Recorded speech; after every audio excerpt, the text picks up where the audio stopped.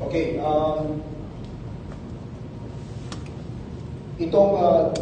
this is the first time na nakitaan po natin yung Chinese Coast Guard na nagdala ng mga polo, ng mga sibat, ng mga kutsilyo.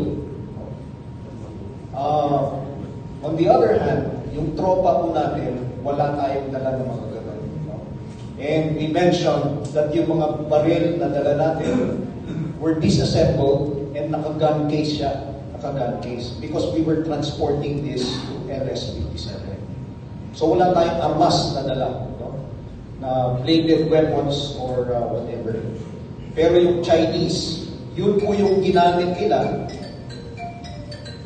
na pangsira, pangbutas dun sa mga rig natin, sa mga rubber boats natin. No?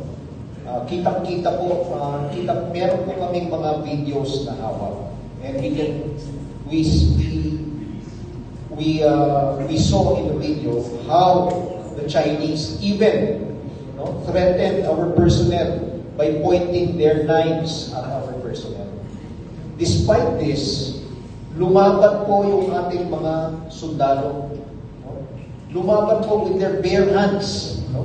With their bare hands. Makikita niyo po, tinutulak nila yung rig ng kalaban, ng Chinese Coast Guard palabas, palayo.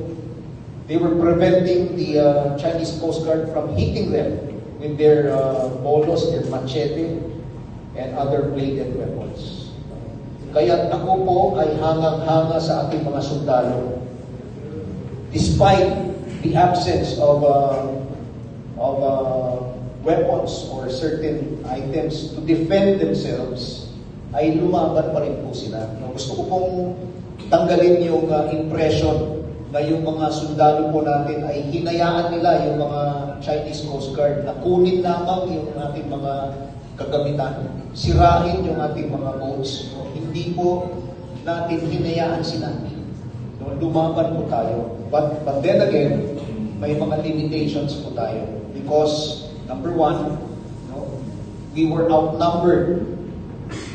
Yung dalawang rig natin, ang katapat niya, 8 na rigs na Chinese Coast Guard. Hindi lang po rigs, may mga steel hull na mga boats pa rin sila na binabangga dun sa ating mga rigs. So, talaga pong hangang-hanga ako sa sundalong Pilipino, sa ating mandirigma, mandaragat, pati na rin po yung ating mga Coast Guard because of the restraint that they practice. Dahil napakalapit po noon yung pinangyarihan nito dun sa LS-57. And as you all know, LS-57 is also armed. May mga armas po tayo, but we did not use those. We did not use those because our objective is that while we want to bring supplies to our troops following international laws, our objective is also to prevent war. Ayaw po natin na magkaroon ng gera. Thank you. Thank you very much, sir, for your answers. Our rigs, yung rigid hull inflatable boats. Yung isang rig natin ay inipit nila.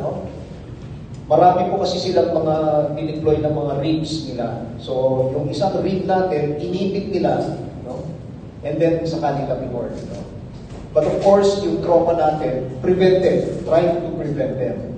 So, may mga nakuhang mga baril, may mga nakuhang mga iba pang equipment, sinira yung ating mga equipment on board, pati yung motor natin. At tinusok rin binutas yung ating rigid hull inflatable boats.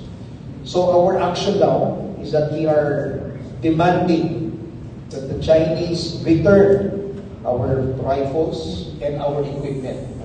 And we are also demanding from them to pay for the damages that they have caused. Babayaran nila po yun. Dahil hindi po tayo papayag na gano'n lang na sisirahin nila yung ating mga kagamitan at kunin lang nila. For me, this is piracy already. Piracy. Because they boarded our boats illegally. They got our equipment. No? Again, no? Parang mga pirata na po sila dun sa mga ginawa nilang actions nila.